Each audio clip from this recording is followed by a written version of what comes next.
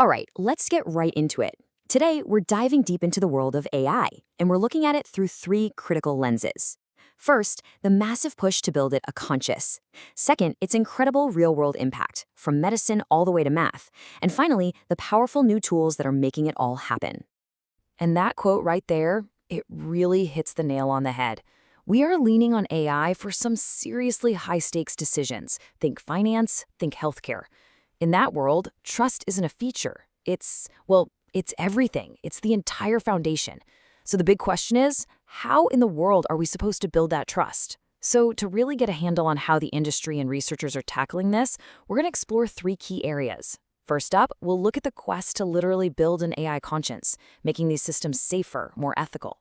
Then, we'll see AI's real-world impact, how it's moving from the lab into our actual lives.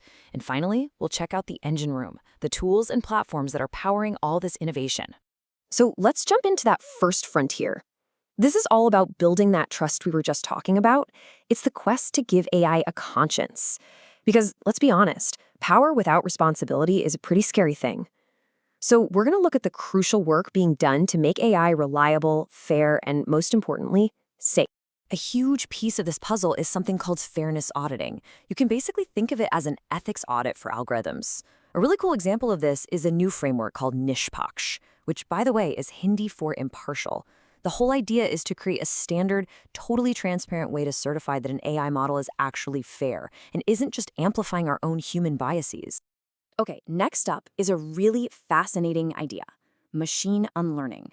So, what happens when a model learns something it shouldn't have, or when you need it to forget private data for privacy reasons?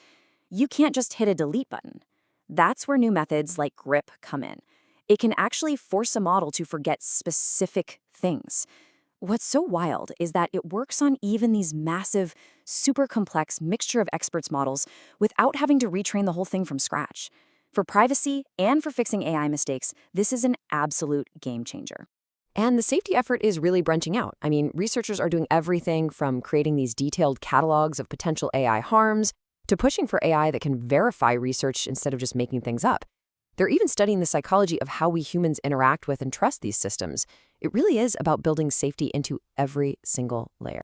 Now let's shift gears. This is our second frontier. This is where we see how all that theory is actually translating into real-world applications that are solving some incredibly tough problems. This is where the rubber meets the road. Check this out, because this slide shows the difference between an AI guessing and an AI knowing. On one side, you have a typical language model just trying to match patterns. It can literally hallucinate a route and get completely lost. But on the other side, you've got a new model called Spatial-Agent. This thing performs genuine geospatial calculations. For critical jobs like disaster response, that's not just an improvement. It's the difference between a useful tool and a dangerous one. It's about getting the right answer when lives are on the line. And the impact we're seeing is just incredibly broad. We've got AI helping technicians in low-income countries keep vital medical equipment running. In the operating room, AI is being trained to recognize surgical tools to make workflows safer. It's even gotten to the point where it can not only solve Olympiad-level math problems, but it can actually propose new ones. And in drug discovery, it's modeling how cells respond to medicine, which could speed up research dramatically.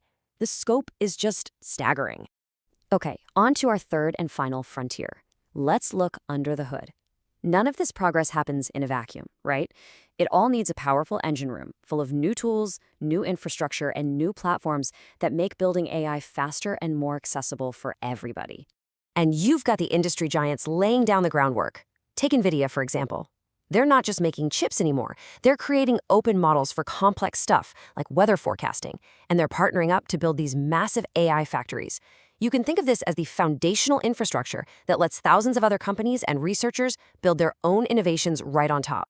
And all that raw power is being packaged into some seriously specialized tools. For instance, the APX terminal puts an AI assistant right into a developer's workflow.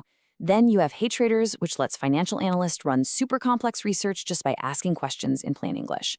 The big takeaway here is that sophisticated AI is quickly becoming a practical, everyday tool for professionals. Of course, with more power, you absolutely need better guardrails. That's exactly the purpose of AgentDrive. It's pretty much a standardized driver's test for AI. It's a safety-critical environment where you can stress test the AI agents that are going to power things like autonomous cars, making sure they're reliable long before they ever hit a real road. So we've looked at the conscience, the real-world impact, and the engine room. Let's pull all these threads together now and see if we can get a glimpse of the bigger picture of where all of this is actually heading. When you put it all together, a really clear trend emerges. There's this undeniable push to make AI systems more transparent and reliable. That's the whole conscience piece. At the exact same time, the tools to build with AI are becoming more powerful and more accessible than ever before.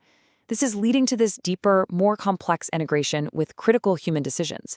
And it's blurring the lines between pure research, what industry is doing, and real societal impact. And this leaves us with the ultimate question. The technology's power is accelerating on all fronts, but our ability to manage it responsibly? Well, that's the tightrope we're all walking.